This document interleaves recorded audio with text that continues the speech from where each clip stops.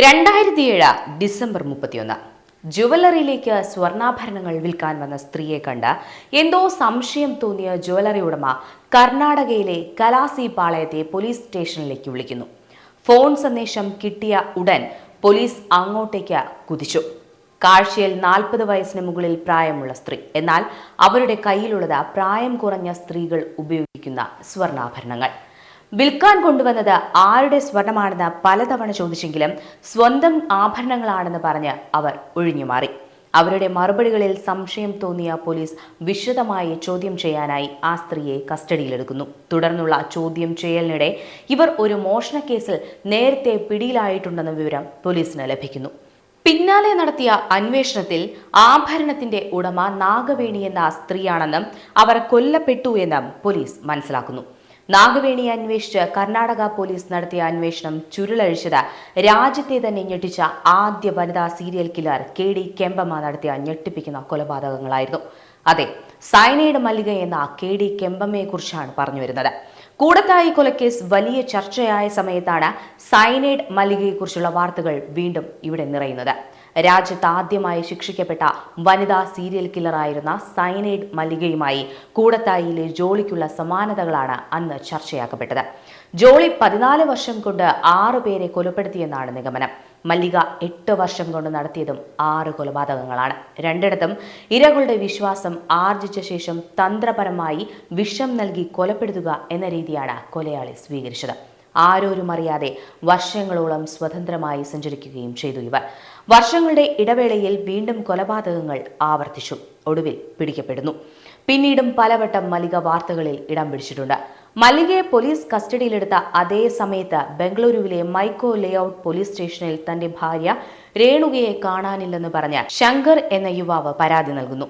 രേണുകയുടെ സഹോദരി മണിയും നേരത്തെ പരാതി നൽകിയെങ്കിലും പോലീസിന് ഒരു തുമ്പും കണ്ടെത്താനായിരുന്നില്ല. അപ്പോഴാണ് മല്ലികയെ അറസ്റ്റ് ചെയ്ത വിവരം മണി അറിയുന്നത്. തങ്ങളുടെ വീട്ടിൽ ജോലിക്ക് നിന്നിരുന്ന മല്ലികയാകാം രേണുകയുടെ തിരോധാനത്തിന് പിന്നിൽ എന്നവർ പോലീസിന് മൊഴി നൽകുന്നു.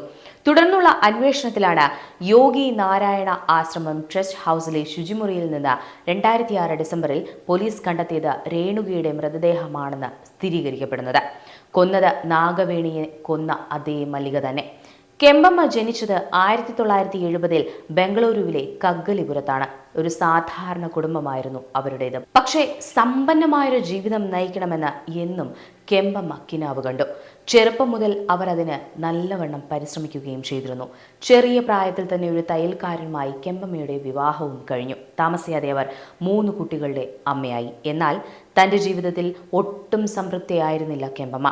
വിവാഹത്തിന് ശേഷം കർണാടകയിൽ ഒരു വീട്ടിൽ അവർ ജോലിക്ക് നിന്നിരുന്നു. പെട്ടെന്ന് പണമുണ്ടാക്കണം എന്ന ചിന്ത മനസ്സിൽ വന്നപ്പോഴാണ് മോഷണം എന്ന കാര്യം കെമ്പമ്മയുടെ മനസ്സിൽ തെളിഞ്ഞു വരുന്നത്. അങ്ങനെ അവർ മോഷണം തുടങ്ങി. ജോലിക്ക് നിന്ന വീട്ടിൽ നിന്നാണ് ആദ്യം മോഷ്ടിക്കുന്നത്. മോഷണം നടത്തി കിട്ടിയ പണം ഉപയോഗിച്ച് ഒരു ചിട്ടി കമ്പനി തുടങ്ങി. എന്നാൽ പ്രതീക്ഷിച്ച പോലെ ചിട്ടി കമ്പനിയിൽ നിന്നും പണം സമ്പാദിക്കാൻ അവർക്കായില്ല. ഇതിനിടെ 2000 ഒരു വീട്ടിൽ നിന്ന് വിലപിടിപ്പുള്ള വസ്തുക്കൾ മോഷ്ടിക്കാൻ ശ്രമിക്കുമ്പോൾ അവർ പോലീസ് പിടിയിലാകുന്നു. 6 മാസം ശിക്ഷിക്കപ്പെട്ടു. കയ്യിൽ പണമില്ലാതെ വന്നതോടെ കെമ്പമ്മയുടെ കുടുംബം കടത്തിൽ മുങ്ങുന്നു. പിന്നാലെ ഭർത്താവ് അവരെ വീട്ടിൽ നിന്നും പുറത്താക്കി. ചിട്ടി കമ്പനി പൊട്ടി. ഇനി എങ്ങനെ പണം കണ്ടെത്തും എന്നതായിരുന്നു അവരുടെ ചിന്ത. ഇതിനായി മാർഗങ്ങൾ അവർ തിരഞ്ഞുകൊണ്ടേയിരുന്നു. അങ്ങനെയാണ് നിരാലംബരായ സ്ത്രീകളെ വഞ്ചിക്കുക എന്ന മാർഗം അവർ തിരഞ്ഞെടുക്കുന്നത്. മാനസിക വിഷമം അനുഭവിക്കുന്ന, സാമ്പത്തികമായി മുന്നോക്കം നിൽക്കുന്ന ഭക്തരായ സ്ത്രീകൾ. ഇവരെ ലക്ഷ്യമിട്ട പിന്നെ കെമ്പമ്മ തന്റെ പ്ലാനുകൾ ആരംഭിച്ചു. പണം കണ്ടെത്താനായി വീട്ടുജോലി ചെയ്യുന്ന കാലത്ത് ഒരു സ്വർണ്ണപ്പണിക്കാരന്റെ സഹായിയായും കെമ്പമ്മ ജോലി ചെയ്തിരുന്നു. അവിടെ നിന്നാണ് അവർ സയനൈഡിനെ പറ്റി ആദ്യമായി മനസ്സിലാക്കുന്നത്. ചില സിനിമകൾ കണ്ട് സയനൈഡ് ജീവൻ ഇല്ലാതാക്കാൻ പറ്റിയ മരുന്നാണെന്ന് അവർ മനസ്സിലാക്കി.